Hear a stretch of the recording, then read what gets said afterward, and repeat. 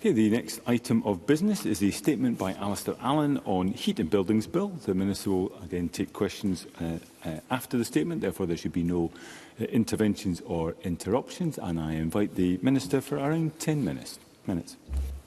Thank you, Presiding Officer. I'm pleased to update Parliament on the next steps that the Scottish Government will be taking regarding a Heat and Buildings Bill. This Parliament agreed in 2019 that Scotland will end its contribution to global emissions as soon as possible and by no later than 2045.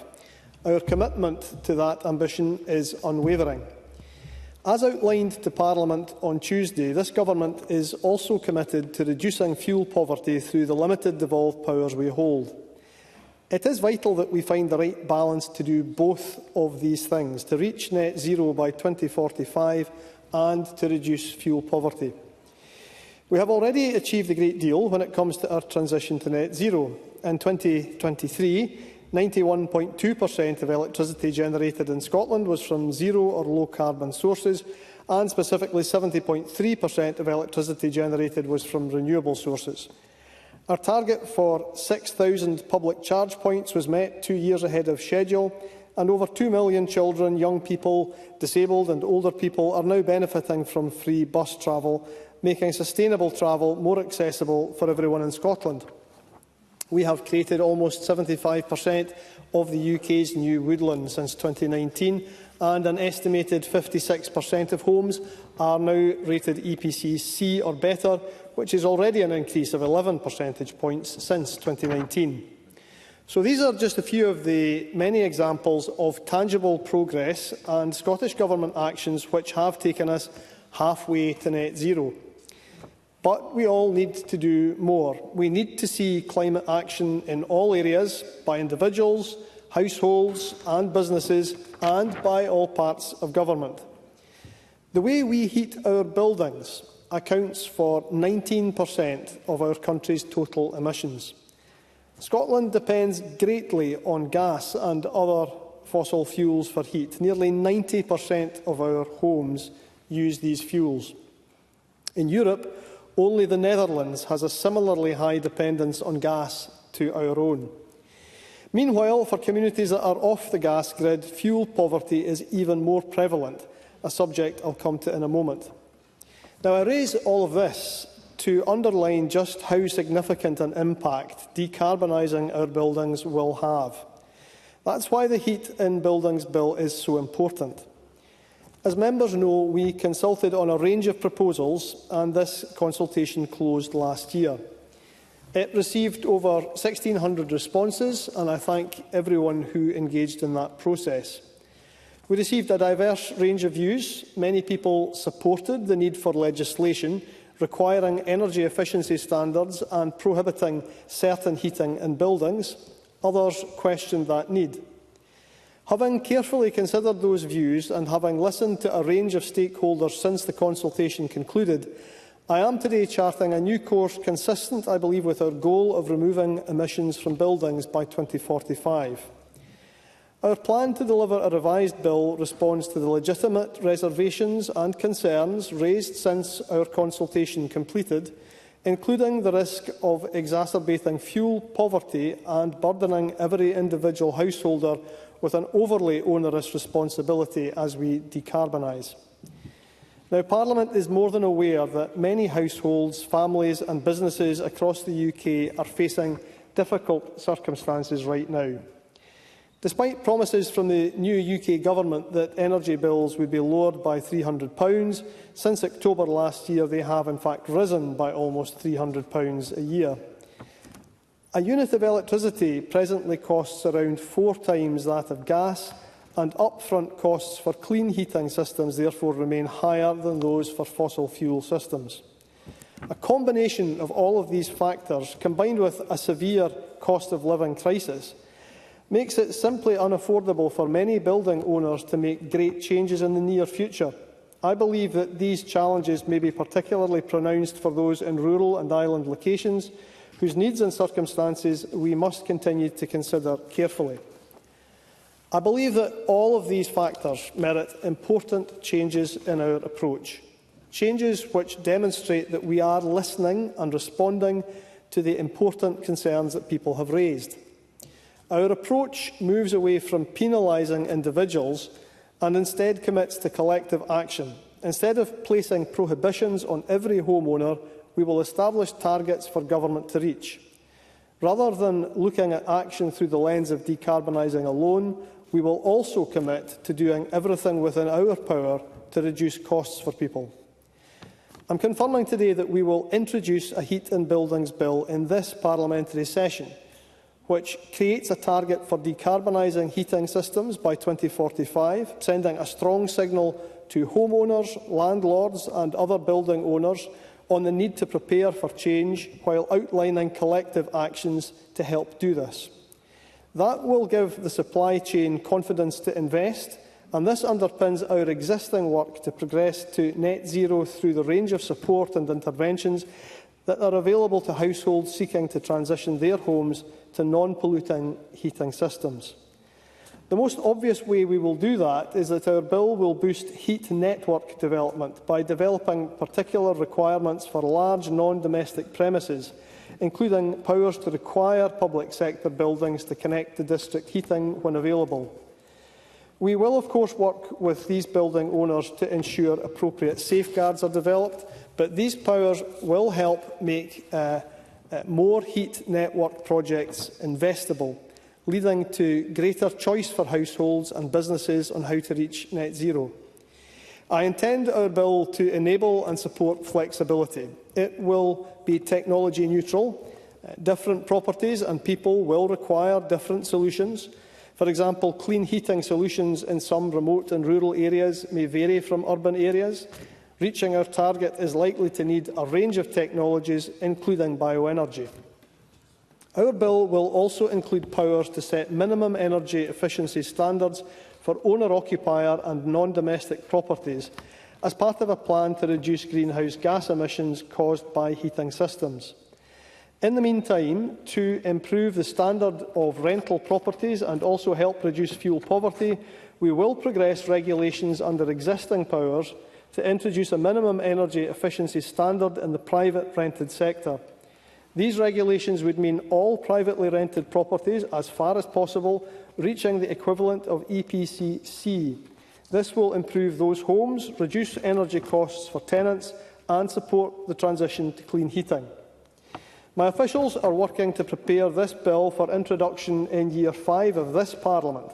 It would accompany our related work on a social housing net zero standard and EPC reform under existing powers. Presiding Officer, this bill will affect everyone, but it differs markedly from earlier iterations in that it isn't a prohibition but a target, and in that it isn't about placing all the onus on individual action, but emphasises a collective response.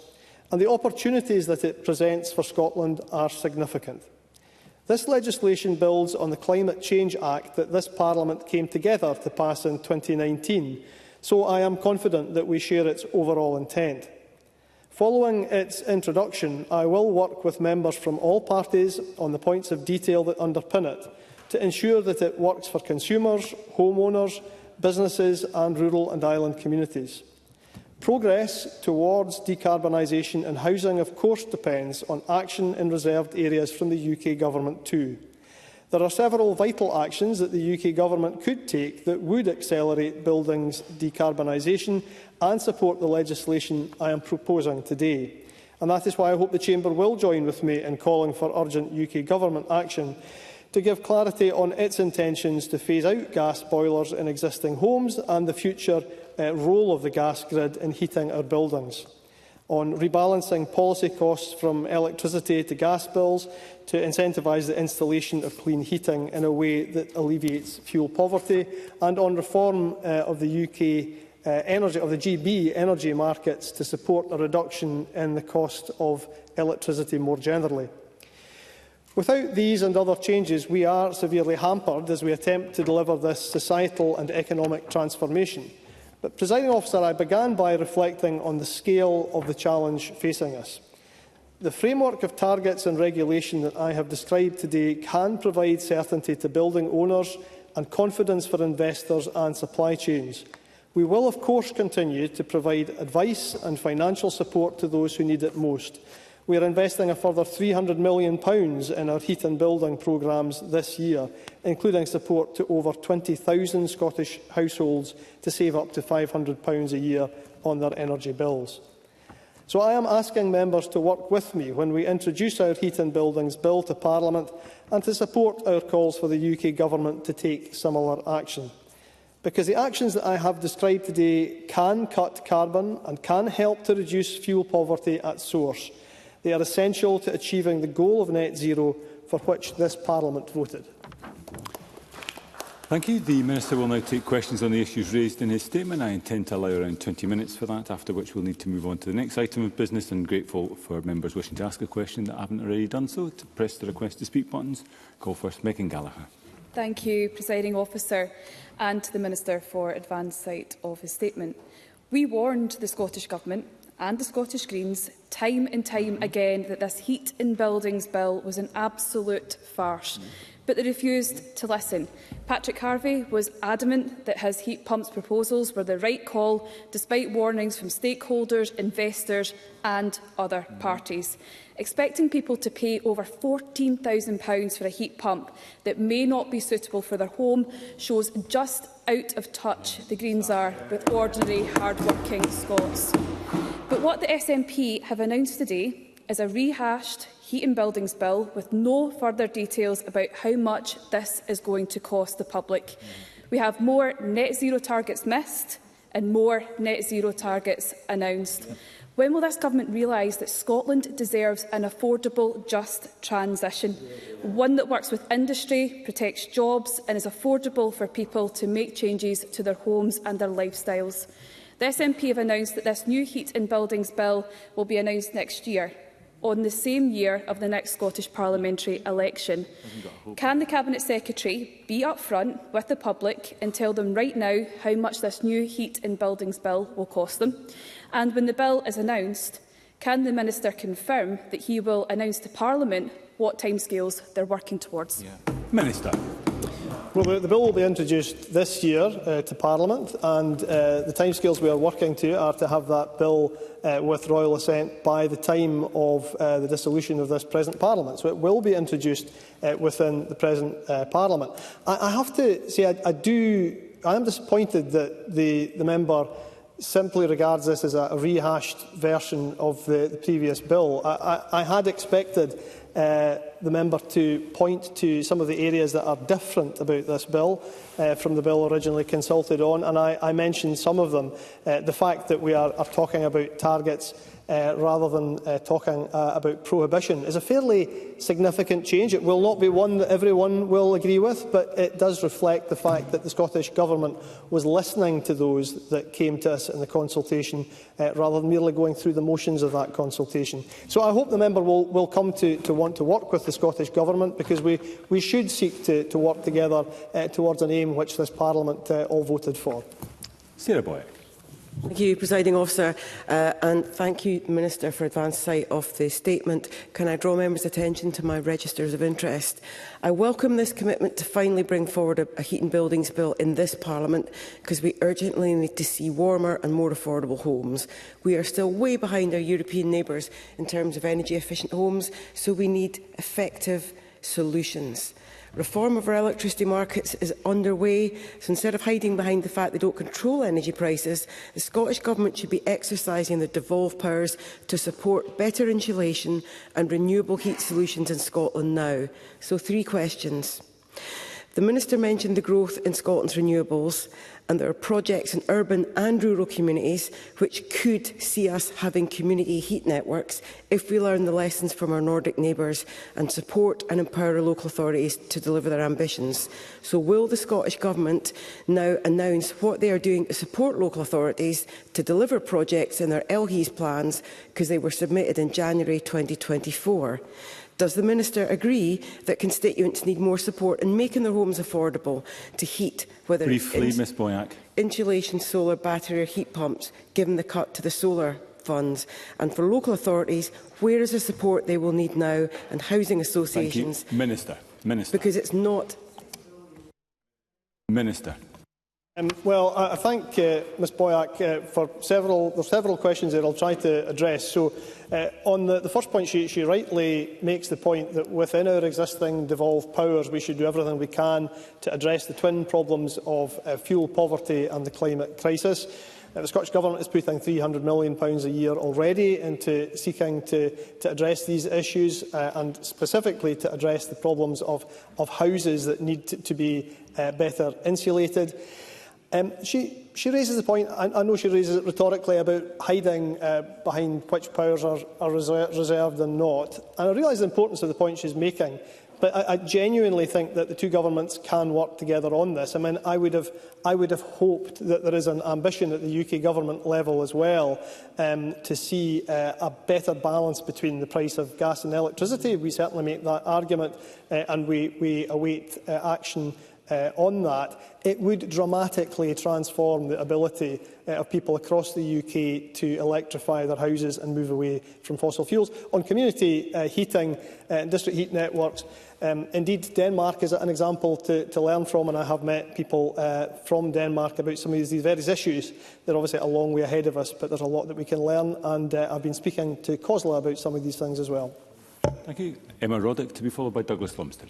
Thank you, Presiding Officer. Like many rural representatives, I made a number of inquiries about support for alternative heating methods during the run-up to this bill being introduced. And I'm glad that the Scottish Government has recently been very clear about its ongoing support for and commitment to those living in areas like the Highlands and Islands who rely on alternative heating methods, which is an important consideration regardless, but particularly when you consider the high rates of fuel poverty in these places. Can the Minister speak to how getting the balance right on this will include ensuring that worsening rural and island poverty is not an accepted side effect of the progress that we must make towards net zero? Minister. The member is quite right about the particular issue that exists in rural areas like the ones that she and I represent. And the best clean heating solutions for some remote and rural areas may in fact vary, as I mentioned earlier, from what is best in our towns and cities. So we're going to take a technology-neutral approach that will enable building owners in all areas to choose technologies that are right for them and their home. And that may, in some rural and remote areas, include bioenergy and biofuels. But we certainly need to recognise the differences that exist across the country and the particular problem of fuel poverty that exists that we in no way wish to exacerbate as part of this process. Douglas Lumsden, to be followed by Willie Coffey. Thank you, Presiding Officer. And it's a similar question, because the Minister mentioned that rural households will often use alternative heating systems to urban ones, and I'm glad to see the Government is now recognising this. So can the Minister confirm that this new Heat and Buildings Bill will not try to phase out heating systems like wood-burning stoves and heating oil, which are a lifeline for so many rural communities? Minister. Well, wood-burning stoves and heating oil, as the member will appreciate, open up two very different sets of questions. So I made very clear from the outset that we are seeking in 2045 to move people onto clean systems of heating their house. The member will also be aware, however, that I did respond to the issues that were raised around rural Scotland, around wood-burning stoves, in the regulations that surround the building of new houses, and did certainly seek to respond to that and make sure that communities' voices were heard, given that in many areas those remain not only the most suitable, but in some cases the cleanest form of heating available. Willie Coffey, to be followed by Paul O'Kane. Thank you. To make real progress in the transition of our residential homes away from fossil fuels, more will need to be done to persuade a sceptical public when electricity prices are so high and the efficiency of alternative heating systems is not yet fully accepted or understood. Can I ask the Minister if Scotland's councils might play an important role here in becoming a trusted partner to help lead the transition, to provide the assurance and long-term support that people will need if they choose to make the transition in their homes? Minister. Well, local authorities certainly are a trusted partner in this. As I say, I met with COSLA recently about some of the issues that arise here, and all 32 local authorities have recently completed their local heat and energy efficiency strategies. These are a useful tool for all of us, locally and nationally, in setting out how the building stock in each area of the country can be decarbonised as we go forward. And as numerous members have pointed out, that housing stock is radically different in nature in different parts of the country. So we'll continue to provide support through our delivery schemes. As I mentioned, we're investing £300 million in Heat and Buildings programme this year. Local authorities clearly have a key role to play, and we certainly want to maintain that dialogue with them. Paul Kane, to be followed by Jackie Dunbar. Thank you, Deputy Presiding Officer. The principles in the Heat and Buildings Bill was almost the only thing that the Climate Change Committee praised the SNP government for in what was a damning indictment of the lack of progress on net zero. And I think there is still much risk in this bill and much detail that needs to be understood. And indeed, to quote the Cabinet Secretary herself, she said, this isn't a prohibition by a target, but I think there's much to be seen in that. So given the government has failed to deliver on their climate change targets and literally broke their own legislation on it, how can the people and industries of Scotland have faith that they will deliver and meet heat and building targets? Minister. Well, of course, the Scottish Parliament endorsed the legislation that the member refers to. But I think that the member would be justified if I had come to the chamber today and indicated that despite the lengthy consultation, despite all the issues that had been raised around fuel poverty, that I was going to come to the chamber with a bill that was essentially unchanged from what was initially consulted on, took no account of the question of how much burden can possibly be put on an individual householder. Having said all of that, I think we all have to recognise, and I would certainly be keen to point out, and I'm keen to point out at every opportunity, that the task ahead of us over the next 20 years in decarbonising housing in Scotland is not one that can be borne by government alone. It can't be borne by all householders alone. It is a collective effort that we will all have to work towards. But we have to get started on it. And we have to get started on it in a way that commands public support. And I believe this bill does. Jackie Dunbar, to be followed by Patrick Harvey. Thank you, Presiding Officer. The Warmer Homes Scotland programme can help fund not only small changes but transformative whole-house retrofits if that is what's required to combat fuel poverty. So can the Minister say any more on how Warmer Homes Scotland has gathered pace in its work to ensure all homes in Scotland have access to green, affordable heating since it was relaunched in 2023? And can they provide an update on funding in the 25-26 budget to support Warmer Homes Scotland or similar schemes? Minister. Well, Warmer Homes Scotland will, I think, be 10 years old soon and continues to grow in scale with an expectation that we'll support, I noticed recently, our 50,000th customer sometime very soon. But to meet the strong demand for the scheme, that we allocated an extra £20 million for the scheme in 2024-25, bringing it to a record £85 million. It's a very important scheme. It has enabled us to support the largest number of households within a year since the scheme began. Each eligible household is offered a bespoke package of measures that takes account of the needs of their property and their household. Patrick Harvey, to be followed by Willie Rennie. This new approach is very clearly going to fail. This was one of the few areas of climate policy that the Independent Climate Change Committee had praised, and it's now being gutted. If there's one thing that we've learned about climate policy in recent years, it's that setting targets without decisive action to meet them is meaningless. And without the property purchase trigger, it's very clear that this will result in dramatically slower uptake of clean heating in Scotland. So will the Minister for Climate Action tell us, when choosing this slower path to decarbonisation of heat, which other sectors are going to work faster to cut emissions in order to make the new climate plan remotely plausible? Minister. Well, I very much respect the member. I'm not entirely surprised, I have to say, that I have, in the course of this afternoon, both been told that the bill is a rehash of what was in the consultation and a gutting of what was in the consultation. But the member will know, and he had a deep involvement in this area of government and, as I say, a great knowledge of it. He himself had to acknowledge that government can only do what is possible, and he had to acknowledge that, for instance, decarbonising 1 million homes by 2030, along with the rest of us, acknowledge that that was not possible. So I am not going to make the mistake of coming to Parliament and bringing a bill which I know not to be feasible or possible. I don't think that would be fair to Parliament or fair to the public. I have sought to come forward with a bill that has targets. The member is right. And the member is also right to say that targets only mean something if there is a plan to get to those targets. There will indeed be plans to get to those targets, and that is the next job of work. Willie Rennie, to be followed by Emma Harper. If we had a little bit less rhetoric and a bit more action, we might be a wee bit further forward on this programme. The thing that I'm concerned about is the Home Energy Scotland grant scheme. The Minister knows that I've got a deep interest in this. And industry tell me it's the biggest barrier to retrofitting in existing homes. But the system is so bureaucratic that it's resulting in businesses losing millions of pounds of contracts because customers just get fed up waiting for answers.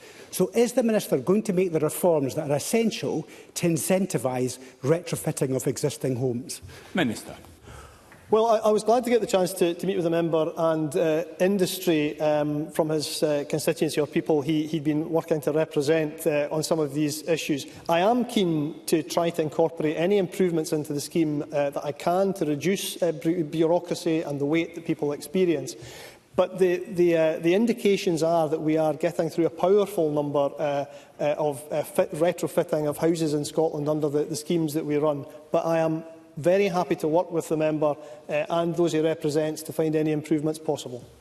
Emma Harper, to be followed by Maurice Golden. It is essential we strike the right balance between our net zero obligations and ensuring energy affordability, particularly in communities in rural areas with older, colder homes like in Dumfries and Galloway and the Borders. Can the Minister say a bit more about how the Scottish Government is engaging with stakeholders and local communities, including rural ones, to ensure that balance is struck? Minister. Well, a number of members have rightly made this point about the different situation that obtains in many rural areas. I could point to the fact that in many rural areas there are distinctive housing types, poured concrete being one that's prevalent in my part of the world. And unless we do take account of that, then we will not succeed. We have to have a scheme and a piece of legislation that will work for all of Scotland. I completely agree that striking the right balance between meeting our net zero obligations and ensuring energy affordability will mean that we have to take account of those crucial differences across the country. Maurice Golden, to be followed by Ben McPherson. Thank you, Deputy Presiding Officer. Heat pumps are not mentioned in the statement, perhaps because installations are well off target. Households buying heat pumps are generally older, more affluent and off-grid gas. If heat pumps are taken up more widely in urban areas, this risks the gas grid becoming a stranded asset and increasing costs for those unable to afford electrification.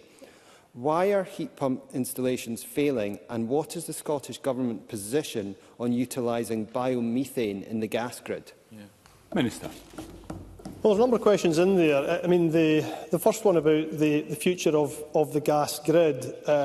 The Scottish Government makes no apology for saying that we will have to move people off gas heating and indeed oil heating in 2045, if in 2045 we are able to say that we have reached our targets around the environment.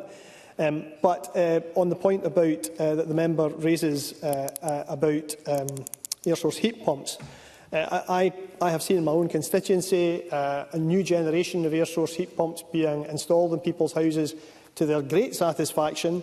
They are working in a much wider variety of houses than they previously did. They are proving very popular. But yes, the member is right. We will have to dramatically increase the number of those installations in the years and decades ahead.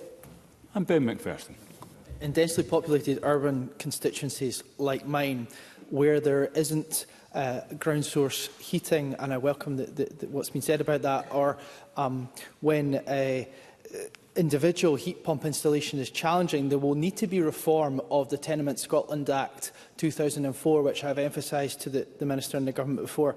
Therefore, can the Government give an update on how it is working with the Law Commission on updating the 2004 Act, and how changes to that Act will be required so that these targets can be met in decades later?